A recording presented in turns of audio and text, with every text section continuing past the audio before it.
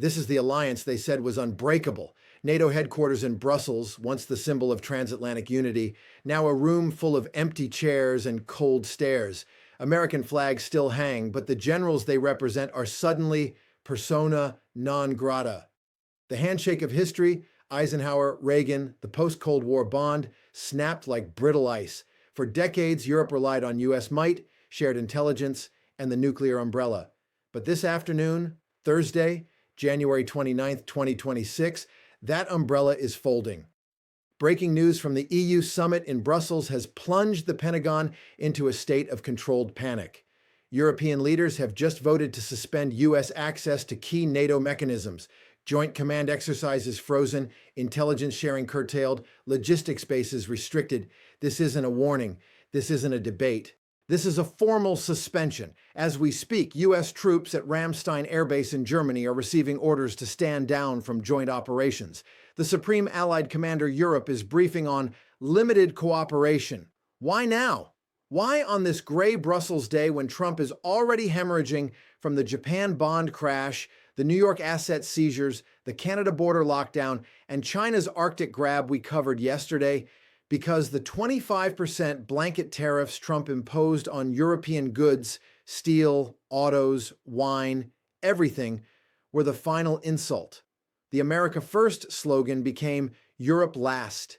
Leaders like Macron, Scholz, and von der Leyen, long patient with Trump's antics, have reached their limit. The Trump administration is stunned, furious, scrambling. The State Department issuing condemnations that ring hollow.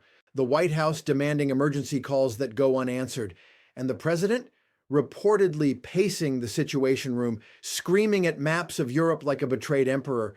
We are witnessing the unraveling of the post-war order, one vote at a time. In this special report, we are going to break down exactly how the suspension happened.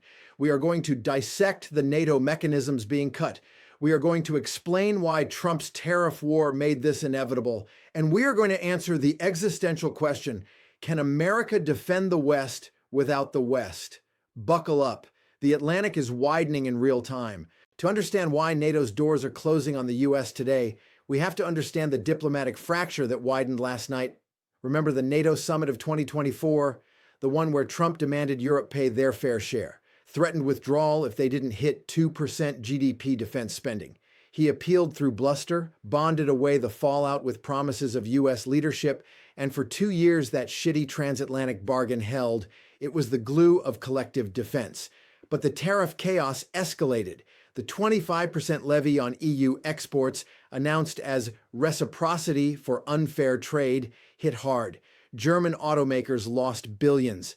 French wine growers protested. Italian steel mills shuttered. The Japan bond crash then turned the knife. Global liquidity evaporated, making European economies vulnerable. Regulators in Frankfurt and Paris forced a de-risking. They informed Washington that continued U.S. aggression threatened the alliance's stability. The EU Parliament debated emergency measures. The logic was cold. If Trump is truly the protector he claims, he can drop tariffs and rebuild trust. If not, Europe must protect its sovereignty before the dollar's collapse drags them under. No grace period. The vote came at 2 p.m. Brussels time, qualified majority in favor of suspension. Article 4 invoked for consultations, but with a twist. U.S. participation limited to observer status. Key mechanisms affected. The NATO response force no longer includes U.S. assets without approval.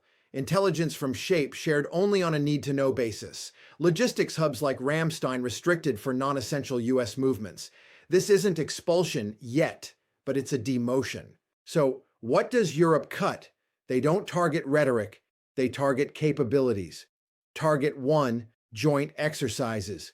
The massive Defender Europe drills, U.S. troops deploying across the continent, canceled indefinitely.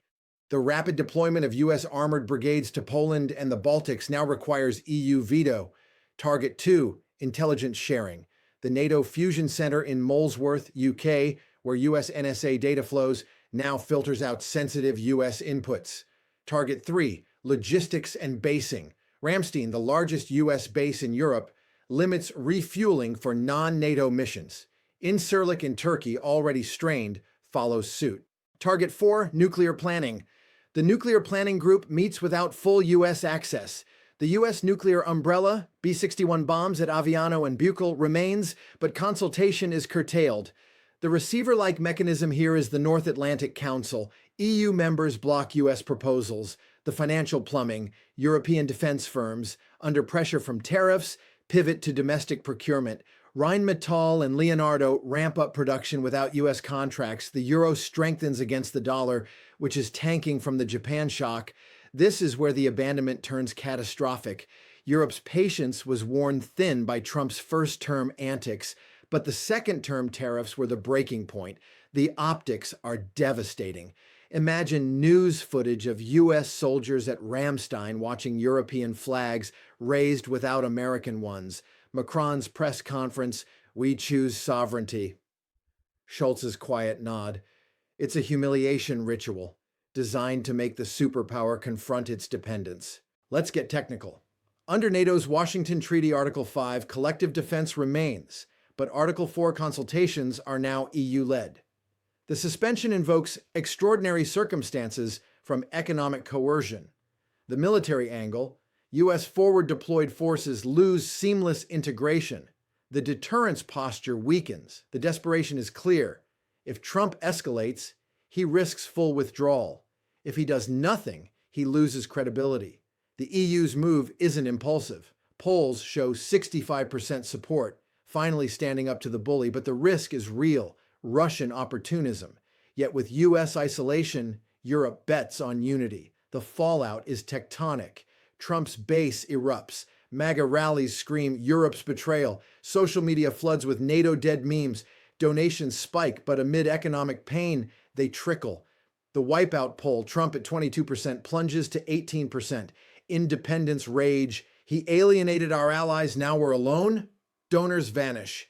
Defense contractors lobby for de-escalation. Constitutionally, this is explosive.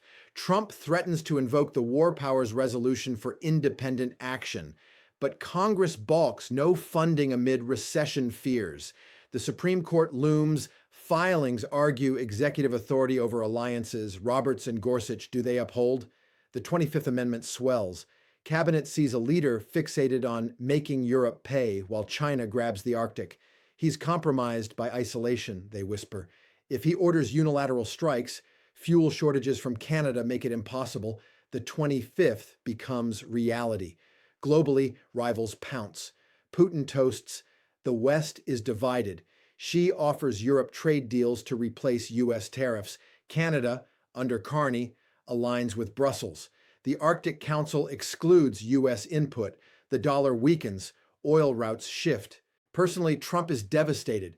He views NATO as his triumph. Europe's suspension mocks his leadership. Insiders report oval rants. They need us. But the mirror shows failure. He can't bully allies anymore. This abandonment pierces the aura. The dealmaker reduced to outcast. Hypothetically, if suspension lasts 60 days, U.S. deterrence collapses. Russian probes in Baltics, Chinese influence in Europe, riots in U.S. bases overseas. Trump declares emergency, Congress revolts, impeachment surges. Tie this to previous crises. Canada's lockdown enabled EU solidarity. China's Arctic grab exploited the vacuum. The trade war backfired into abandonment. All threads in the unraveling. The human toll. U.S. troops in Europe isolated. European civilians fear Russian aggression. Leaders' calm statements. We choose peace. Trump's fury blinds him. Politically, Republicans fracture. Senators call for alliance reset. Democrats weaponize Trump destroyed NATO. Globally, the UN debates alliance erosion. China courts Europe for security pacts. Trump's rage, reports of throne briefings. He fires advisors. But the crisis is his. If NATO remains suspended, US loses Europe. The empire fractures. The abandonment isn't just strategic, it's existential. Arrogance bred this. As we conclude this alliance deep dive, feel the chill. This isn't suspension, it's the reordering of security. Can a tariff tyrant lose the West? Can isolation survive encirclement? We are in uncharted Atlantic. The vote is cast. The president is alone. History teaches arrogant leaders overreach. Watch the next move. It won't be a tweet. It will be withdrawal or capitulation. Subscribe. Stay tuned. The history books are being written this Brussels day. Let's go deeper into the intelligence crisis because this is the silent killer that terrifies the CIA. The Fusion Center, US data once flowed freely, now filtered. Russian disinformation thrives. The desperation tariff chaos turns shared secrets into guarded whispers. Now the basing angle. Ramstein limits cripple operations. The military posture weakens. The nuclear umbrella. Consultation curtailed. Europe seeks its own deterrence. The EU's strategy. Unity over dependence. Trump's bluster. Exposed as bluff. The Atlantic widens. The endgame. Rebuild or retreat. History pivots on suspended access.